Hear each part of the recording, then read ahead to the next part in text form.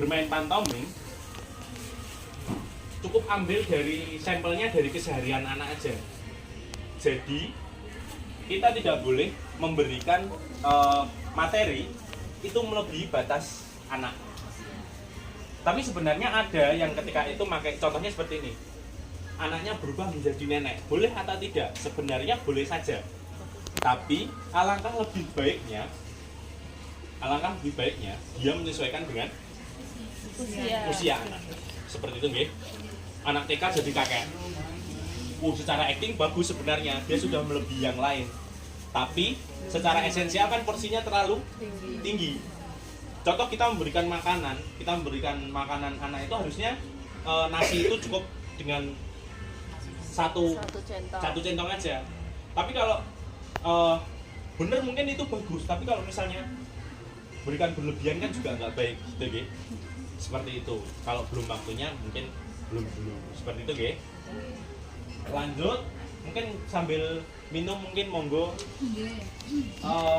Gerakan pantomim itu tidak harus dengan jalan-jalan yang spesifik pantomim.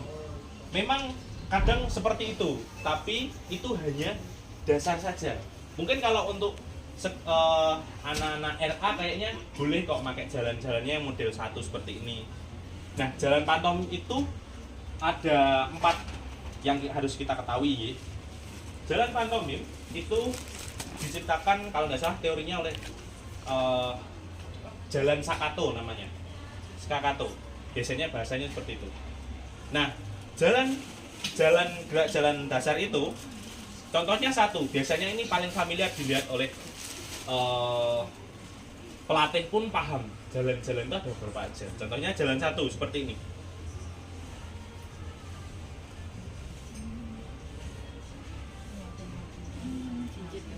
Ya, jinjit turunkan. Kenapa jalan pantomim itu seperti ini? Ya ini sebagai identitas pantomim itu sendiri sebenarnya. Cuman tidak harus teknikal seperti ini juga. Apakah jalan seperti ini bukan pantomim? Sama aja sebenarnya. Nah itu tergantung interpretasi Mas, dari juri. Tadi itu di ayun. Ya. Lagi Mas. Jadi jalan dasar 1 itu kaki jinjit, kaki yang kanan jinjit. Ketika yang kanan ini turun, kaki yang kiri ke belakang. Itu nggih, ke belakang. Balik lagi Jinjit. Turunkan. Jinjit. Balik lagi. Ada beberapa versi. Ada yang modelnya miring seperti ini. Ada yang modelnya miring seperti ini. Ada modelnya yang lurus.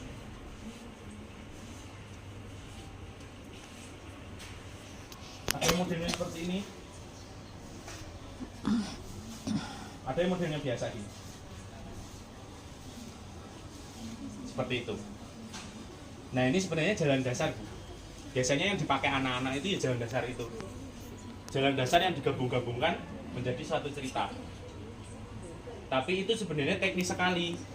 Kalau misalnya itu sudah ke nasional, kalau misalnya di FLS 3 yang tingkat nasional, jalan-jalan ini sangat jarang sekali ditampilkan. Karena sebenarnya dengan cukup seperti ini aja sudah cukup. Nah seperti itu sudah cukup misalnya. Itu ya. Ada jalan 1, jalan 2. Setelah ini kita belajar jalan dasar dulu gitu.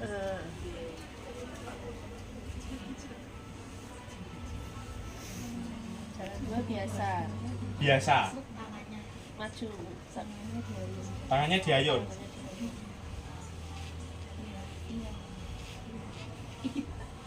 Seperti ini.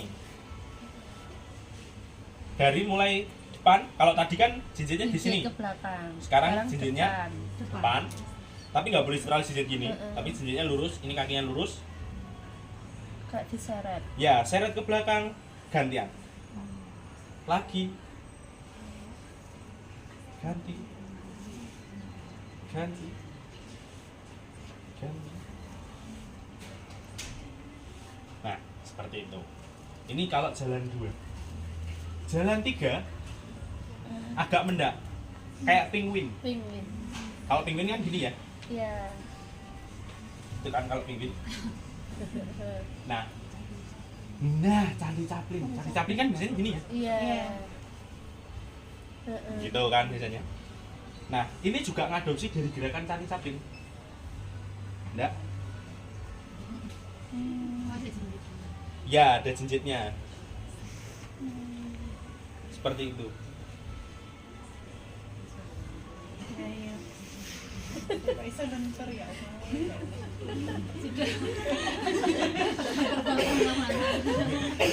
Seperti itu. Kalau misalnya ini jalan 3, ada lagi yang namanya jalan 4. Jalan 4 itu juga ngadopsi dari gerakan tari. Jenengan pernah tahu kalau misalnya tari yang gini, tari gambyong yang gini? Iya, geser itu. Geser, besut, itu juga bisa dipakai di dalam gerakan pantomim. Contohnya seperti ini. Ini dari searah dulu. Searah. Boleh. Nah. Boleh. Setelah itu depan. Hah? Kayak buka tutup. Seperti itu. Ada lagi. Gerakannya seperti ini. Michael Jackson. Kalau ini miring nah. Nah, nanti Michael Jackson ada lagi. Ada lagi. Michael Jackson, misalnya Michael Jackson moonwalk. Ini teknik yang paling susah. Kadang anak-anak bisa, kadang-kadang enggak. Biasanya anak-anak itu biasanya seperti ini. Biasanya seperti itu. Oke? Iya, kurang lama. Sebenarnya paling ideal itu sebenarnya 5 menit, ngoten nggih. Tapi kalau misalnya 3 menit, kalau seukuran RA, mungkin seanak RA, itu mungkin ceritanya tidak perlu yang susah-susah banget gitu, nggak apa-apa Bu. Yang penting ambil aja keseharian anak RA itu ngapain aja, mungkin sedang bermain, sedang apa, tidak perlu sampai mendetail sampai ke sampai konfliknya yang besar gitu, nggak perlu. Anak RA itu nggak sampai segitu Bu. Yang penting sebenarnya penyampaian ke penonton itu bisa dipahami, itu aja sebenarnya. Misalnya anaknya biasanya Bu rata-rata ini cerita itu kadang kalau di RA atau mungkin di SD kadang itu monoton Bu kalau melihat di YouTube. Kalau melihat di YouTube itu kadang dari mulai bangun tidur, mandi, setelah mandi makan, setelah itu berangkat sekolah, jalan lagi. Nah, hal itu sudah mainstream. Sudah mainstream itu maksudnya sudah sering dipakai, umum banget. Nah, mungkin tidak harus dengan bangun tidur terus mandi gitu. Langsung aja cerita yang lain. Iya. Ketika di sekolah langsung, ataupun mungkin dia bermain gitu. Anak itu biasanya kalau anak RA biasanya main apa Bu? Kalau untuk saat ini? Ayunan, mungkin lari-lari, jungkit-jungkit, itu bisa Bu, bisa dipakai di taman, mungkin selain itu mungkin eksplorasi kupu-kupu kan bisa. Oh melihat kupu-kupu nih, kupu-kupu mungkin atau burung ataupun ada bunga diambil, dia dihirup dulu, harum gitu. Itu sebenarnya udah cukup menggambarkan. Yang penting kalau menurut saya untuk setingkat RA ataupun TK itu sudah bisa menceritakan dengan baik aja untuk cukup. Seperti itu. Kalau memang ingin lebih mendetail ya itu tadi Bu, ada pembukaan, ada konfliknya, ada isinya, pesannya apa. Jadi tidak perlu berat-berat menurut saya. Yang penting konfliknya ada, terus bisa disampaikan dengan baik. Kalau dalam kompetisi itu biasanya juri pegang skrip naskah apa enggak Mas? Pegang. Jadi sesuai ceritanya nanti. Betul. Jadi Jangan-jangan juri nggak paham kalau nggak pegang naskah. Kalau nggak pegang nggak tahu. Iya. iya. Nah, jadi biasanya juri itu megang naskah tujuannya untuk menyelaraskan geraknya dengan ceritanya sudah sesuai atau belum. Ada juga tuh kasus yang memang jurinya itu nggak megang skrip, jadinya jurinya juga bingung. Miss. Jadinya miss. Oh ini manan, oh ini melaku, oh ini main baseball, gitu aja, cuman taunya garis besarnya. Nah itu sih Bu, sinopsis itu penting untuk juri, karena memang apa nggih, istilahnya juri itu akan menyelaraskan cerita ini tadi apakah sudah sesuai dengan presentasinya, seperti itu. Jadi ketika nanti ada kompetisi, sinopsis itu penting untuk disodorkan, seperti itu. Lanjut. Tambah lagi. Boleh. Tadi kan gabungan instrumen-instrumen nggih. Nggih. Tadi jenengan tadi tidak merekom untuk misalnya ada efek kayak gelas pecah, kayak ada efek pintu buka, Buka itu pintu. nggak rekom untuk itu nggih. Kalau dari saya sebenarnya tidak bukan dalam artian saya melarang, tidak, tapi bahasanya saya tidak merekomkan saja, karena kalau untuk anak TK akan susah, anak SD aja belum tentu bisa menyesuaikan sesuai dengan efeknya yang akan diambil, walaupun mungkin itu bisa menjadi Takutnya nanti sudah bunyi anaknya belum. nah itu Bu, Gerakan jadi seperti itu. pas kan gerakannya yang Iya, seperti itu. Jadi musiknya cukup, musik instrumen seperti ini aja sudah cukup aman. Kalau misalnya ingin nambahin efek, contohnya efek yang memang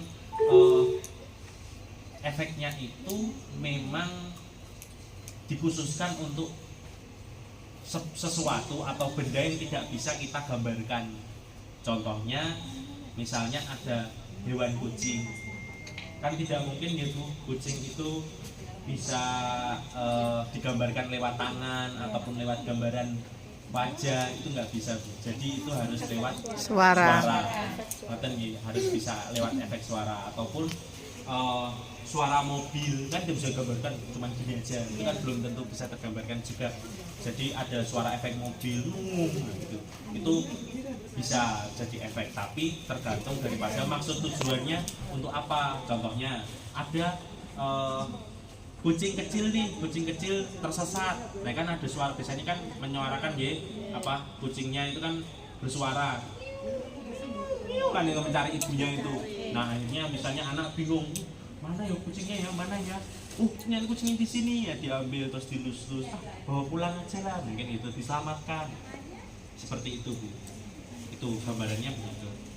Kalau untuk efek, kalau saya lebih rekomendasinya ke arah sana. Jadi kalau misalnya untuk efek gelas pecah ataupun mungkin gerakan-gerakan yang memang itu nanti menurut saya akan menjadikan anak itu menjadi bingung, itu yang pertama. Yang kedua, bisa saja anaknya jadi terpaku dengan itu. oh ya di sini gini Menanti gelas pecah. kadang lupa kan. Iya, kadang lupa, tiba-tiba wah ya iki, terus akhirnya malah bingung, lupa, diem aja gitu. Katanya seperti itu Bu. Oh ini tadi ada pesan Bu, ada doorpress ini Bu. Nah ada doorpress. Oke, mungkin bisa Bu maju ke depan, kaki kiri ke belakang sambil dibawa ke belakang. Jadi kaki Prakteknya susah. Ya Mang masih kok penak ya. seperti itu dulu dari awal. Set. Balik lagi.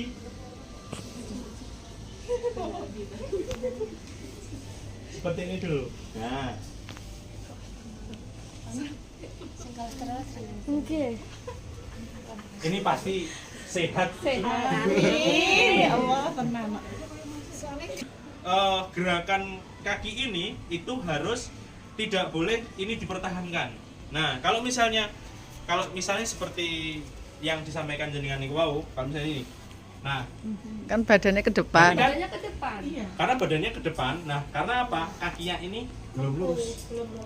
Ya. Jadi kaki depan ini jadi tumpuan, harus lurus. Biar apa? Badan kita tidak Kejelungup. doyong. Jadi tidak jelungup. Itu ya. Seperti ini. Coba sekarang kita hitungnya aja nggih Bu. 1 Satu. 2 lagi 1 2 Mana jinjit ke sing mburi? ya boleh ya itu cincin Oh gitu. Memang Ya. cincin. Iya kira lurus. Ya, nah cincin. Mana nih? Satu, dua, lagi satu, dua. Oke, sekarang ganti ya Bu, ganti yang ini. Yang kiri. Sekarang kiri dinamain tiga, empat, lagi ya tiga,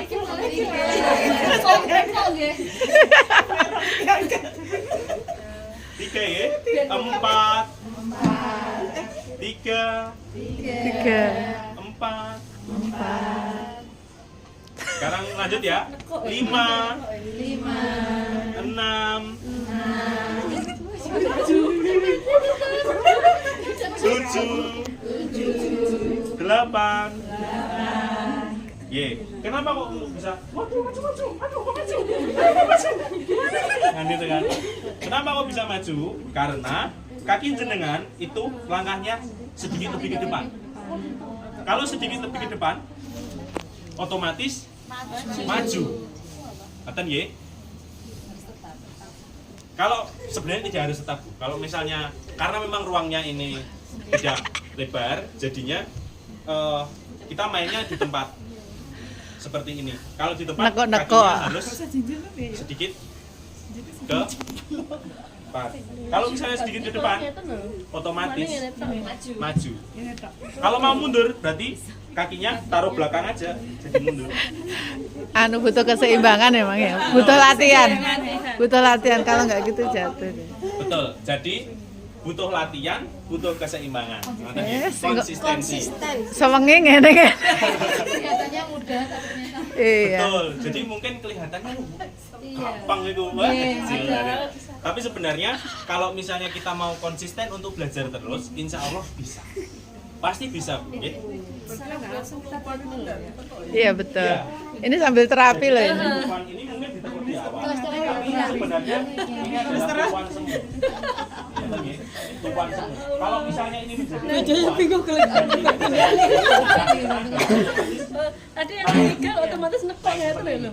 Iya. Nah, karena apa? Karena Karena kita kan masih pertama soalnya. ini kasih tenaga ya kan. Nah, biar Oleh awake dhewe. ini tidak usah dikasih tenaga. Jadi cukup diturunkan aja. Lurus. Misalnya belakang gini, belakang, depan. Dari jenengan belum bisa nih. Nah. Sekali ibu ini, ye. Semangatnya luar biasa. Oh, kakak-kakak. Ye. Seperti ini ya Bu, biasanya tangan belum sampai ke jalan dulu nih Bu. Kenapa? Karena kita harus membiasakan kaki dulu. Ketika kaki sudah terbiasa, baru kita mulai main tangan. Kak Popoy aku tak terapi wae.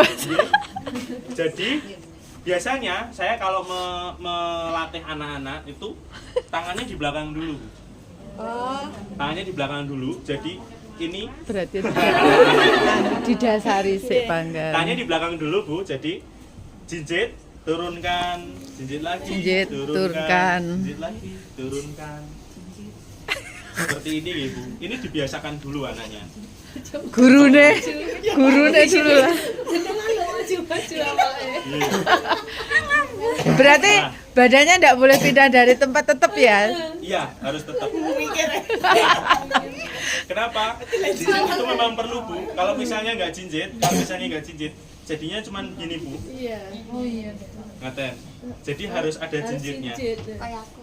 Iya. Hampir Jalan sama tiga, seperti kaki pendak. 1, 2, tapi cuman ini agak miring. Bergantian. Tumet ke tumet. Iya, tumit ke tumit. Kalau misalnya maju, tinggal dilangkahkan aja. Tinggal dilangkahkan.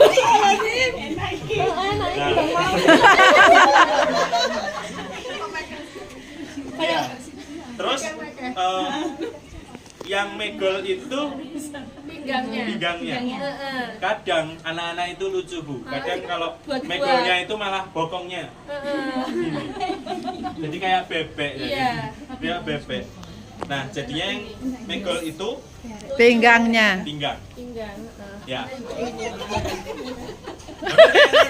Nah, Kayak tari mentok deh gitu. Aku bokongku to sing megol-megol. ya. Iya, kalau ini enak-enak ini. Iya. Tapi memang agak capek Bu. Iya. Iya, ada mudahnya.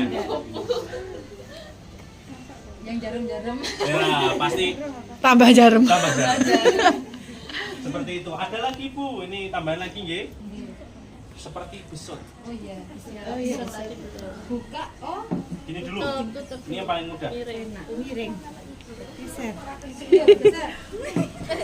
Kembali. Bali piye Bali? Boleh. Balik, mesen balik. Bali mikir piye balik.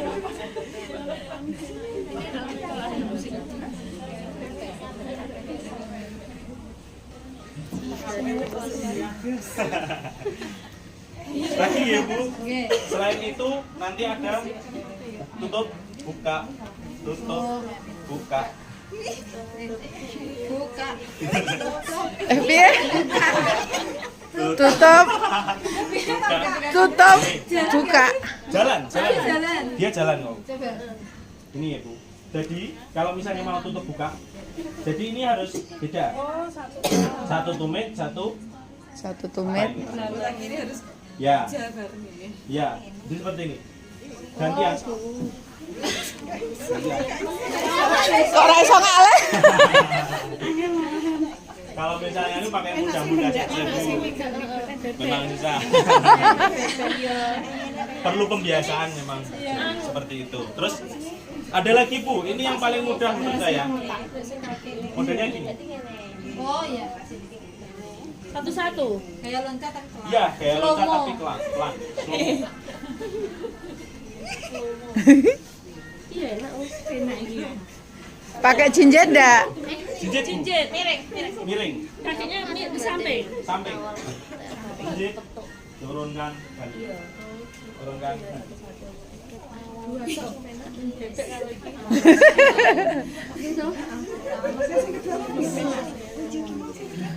Kadang anak-anak malas bisa loh yang bikin itu ya. Seperti itu ya Bu. Tepuk tangan dulu Bu. Itu tadi masih jalan dasar. Belum masuk ke cerita. Nah, tadi ya Bu. Iya. Sekarang boleh kembali lagi ke duduk. Jalan dua. Jadi kaki jinjitnya itu nggak seperti ini Bu, tapi jinjitnya kayak anggang-anggang seperti ini. Jadi jinjitnya sela-sela jari, kayak seperti balet. Ya. Kayak seperti balet. Setelah itu diseret ke belakang. Jinjit. Gantian. Nah, lagi. Seret bareng. Jinjit. Lagi. Iya. Mudah ini Bu. Lagi.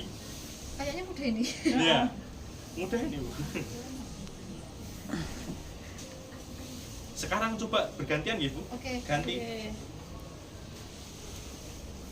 Lagi. Terapi kan. Terapi kolesterol asam urat hilang kan.